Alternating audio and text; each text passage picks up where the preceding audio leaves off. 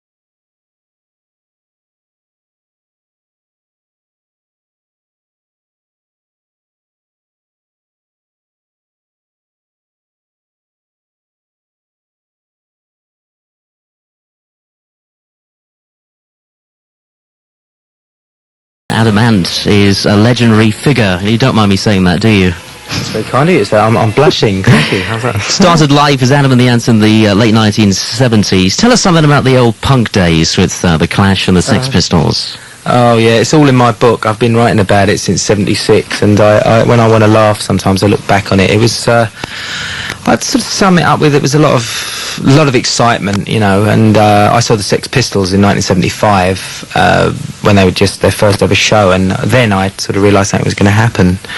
And it was initially a very small body of people that had musical interests and I think clothing interests in common. You know, they used to wear lots of stuff for shock value. And the musical influences were mainly, you know, the New York Dolls and Lou Reed and Roxy Music and stuff like that.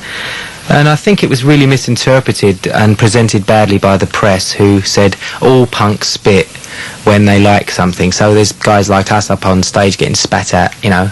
I've seen enough phlegm to last me for like 4 lifetimes, you know, and I don't know, there's a song on my album about it called Bright Lights, Black Leather. I think that sums it up. What about the punk days? You know, do you still hang around with any of the old punk mates that you had in the late 70s?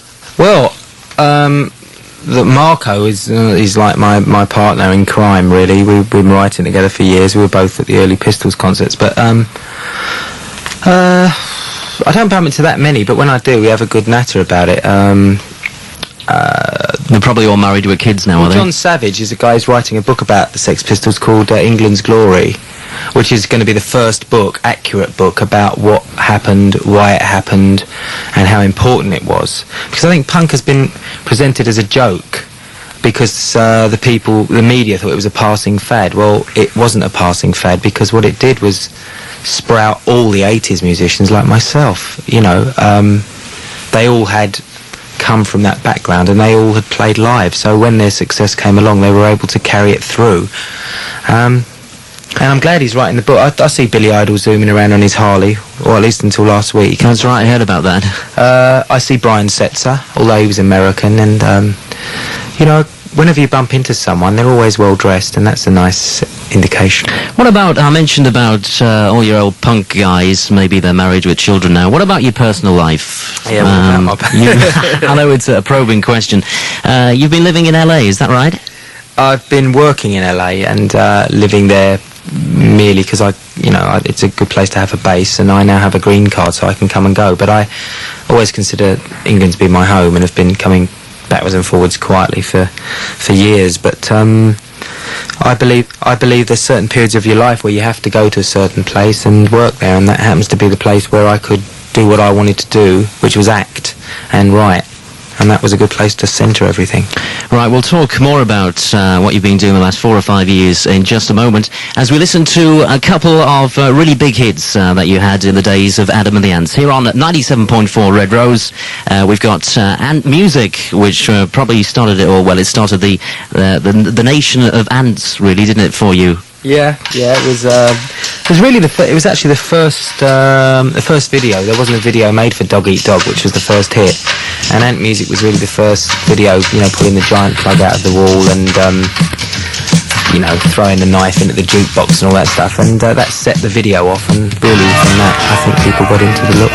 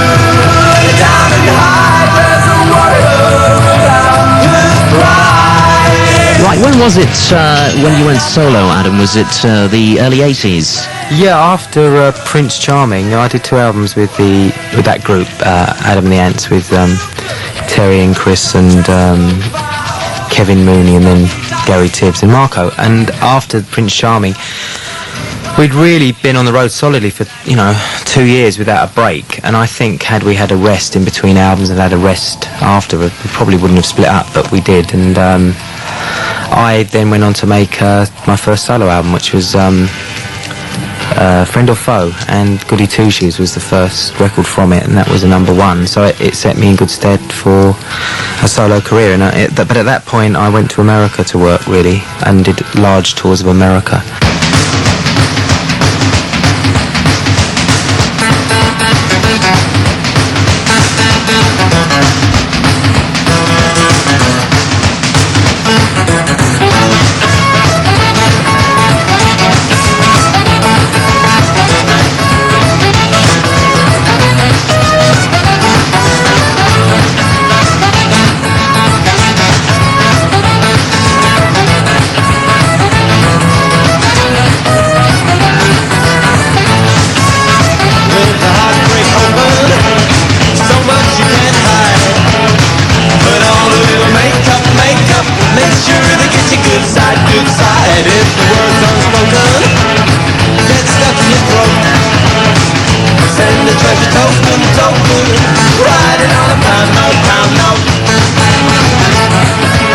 the other ants disappeared off to do their own thing. Yeah. How come you stayed with Marco, and how has the relationship worked since then? Primarily because he was the first person I took, the new Adam and the Ants to, and we wrote the songs. And I think at the end of the day, however visual a group are and however exciting they are to look at, they've got to have good songs. And so we were really able to really present a group around the songs that came out, and using my solo albums as vehicles, really. As long as you've got the songs and the ideas, then you can go forward, really. You can do the albums, and we did that. And we're still doing it with the new album, Manners and Physique. Marco is involved as a songwriter, and also played guitar on it all. So there are elements of the sound that's still there.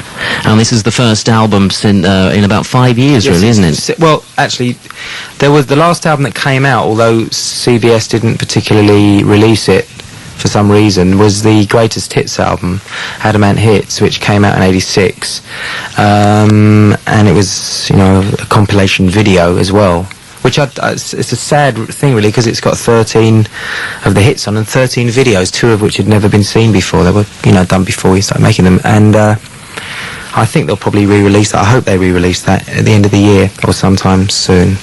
Well, since 1985, you've been getting into acting. Obviously, you're making a return to the music biz. It seems so different, really, acting than being into music. How come? Did you always want to be an actor? Was it one of your ambitions? Well, first off, I think the first statement you made is truer than you know. I mean, they are so different. I think people saw my videos and assumed that I could just. They were saying, "Oh, you should act," and you'd make a wonderful actor. And then I did a play at the Royal Exchange Theatre in Manchester, entertaining Mr. Sloane, with Sylvia Sims and James Maxwell and John Southworth. And I learned during the 3 months there, I learned a discipline that was completely different from anything I knew. But the music career I'd had stood me in good stead to meet the physical and emotional demands and the pressure. But that's it. As for the acting, I had to start from scratch, and I made a very conscious decision then that I would just keep working and building up a portfolio of roles, because you're judged on a list in Hollywood. You're not judged on one thing. And if the first thing you do is a very visible project, which a lot of singers have done, they've made big movies and they've flopped. That's your chance. And I just approached it as an actor and not as a singer, and that's been the reason why there's been a long silence, because all the work I've done has been pretty low-key, independent films, and all done in America. It seems that, the time when you were doing the acting, you were sort of planning out new songs with different partners. Yeah. So obviously, to me, it seems that is your real love, really. You're just sort of using the acting as something to do in the meantime. No. No, acting, I take it very seriously. I love it. I want to be doing it, hopefully, for the rest of my life. But now I've paid a bit of dues. It's like it's an apprenticeship. I didn't go to acting school, so I had to learn through experience, which has been good, but it takes a long time. But I don't think the public realised, and perhaps it's best they don't, because it's very boring. There were lots of business things to go through and sort out. I left one record company and sought another one and got another one, and I just wanted to do it right this time, because a number of times in my career, as any career, you make mistakes. I didn't want to make the same mistakes again, and I don't think I did, because I took the time. Well, it's great to have you back. We're going to listen to the new single now. How did this come about? It's taken from the LP, when is the new LP out? Yeah, Manners and Physique is the title of the LP, produced by Andre Simone. That's out, released here in March. Right, we look forward to that. And the single is called Room at the Top. And we're going to listen to that now on Red Rose. Was it never enough? Never is, never was Here and now is all that counts. Here and now in large amounts. Be beautiful and shut up. The going can be real tough. You can keep your fancy bars, club your friends and fast cars. When the going gets hard.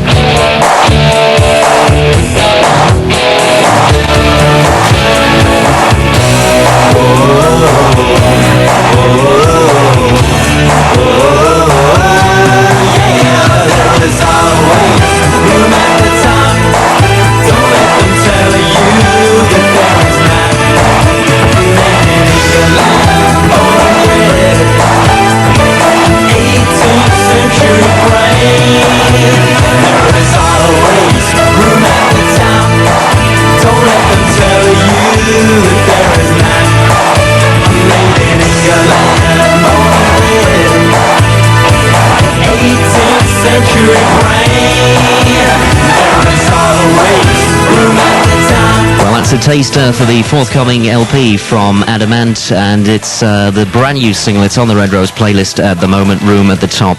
Well, you've definitely honed a new sound of the 1990s, melodic pop, with a good dance rhythm. What's the latest influences then? Well, a mixture of kind of the Minneapolis sound, which I think is pretty distinctive through the work of both Andre Simone and Prince, who both grew up together, and mixing that with a combination of Marco's sort of particular style of playing and kind of my lyrical ideas, which are based on European themes mainly, and primarily the 18th century, which I find to be an intriguing era, which before I'd adopt some of the images and some of the exterior things, but during the 4 years I've taken the time to go to museums and galleries and really start getting into it, and I found some fascinating themes which I thought could be mixed into the 21st century. And so the lyric on Room at the Top, the chorus is an 18th century brain in a 21st century head. It's like a time traveller, and there are themes there that I use. How did the partnership with Andre Simone come about?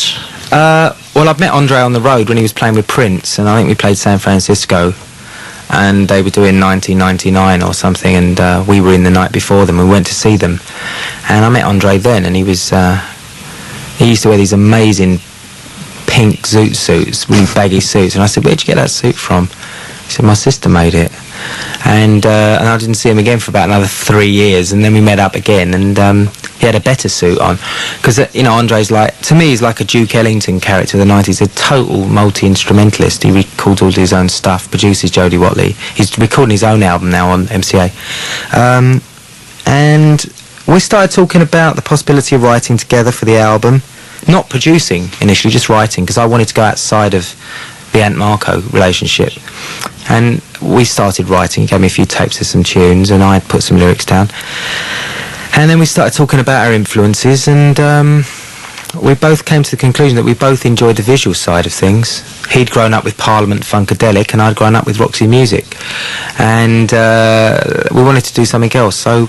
Is that how the Kevin Rowland partnership came about as well, the sort of soul feel to the music? Kevin Rowland was me just literally approaching someone who I respected at a distance from a long time as a great songwriter, and as I thought Dexys they're one of my favourite bands from the 80s, as were Madness and Stray Cats, and we were all around at the same time. But we share the same publishing company, and I wrote Kevin a letter one day, and we met up and had a chat, and then I played him the demos of the album, some of the songs I'd put together, and as a result of that I said, look, maybe we can write something. So I really invited him, and I'm pleased to say that about 2 years ago, he had the time. He just finished his solo album, and we went in and did a demo, and we had a lot of fun with that. And then when I went over, and Andre loved the song, and he produced it, and I think Kevin and I both enjoy the way it is now. But it was an interesting relationship, because he's a perfectionist, and you really learn a lot, and it's good. Tell us a bit about the new LP. Is the latest single the obvious choice? Is it the more commercial track from the album? The new single, I think, after a gap like that, has to be relatively accessible and meet certain, the music business has changed, and I think to just do something that doesn't fit in and can't be played is a bit silly, really. Although I don't want to cater for trends, I don't think it does that. But the follow-up single will be the next two follow-up singles will, I think, be quite surprising, because they're nothing like Room at the Top. Are we going to see you on stage very soon? I hope so. So do I. I love performing, and that's the thing I miss the most. And 4 years it's been, it's been that constant grumble. Sometime in the day I think, or I watch TV and I see someone going for it, and I think, I wish I could go for it. And eventually I will. And I believe you're on This Morning, which is from Liverpool very soon. What's the date for that, Adam? The 26th, I believe. Yeah, I'm doing Room at the Top with a band. Okay. And I'm looking forward to going back to Liverpool again. I know my management are over, and they've never been at Liverpool, and I want to see where the Beatles were born, so I'll take them to the Cavern, or what's left of the Cavern, and so I've played Liverpool many times. Okay, well, we hope to see you very soon in Lancashire, and the best of luck in the 1990s. Thank you, Adam.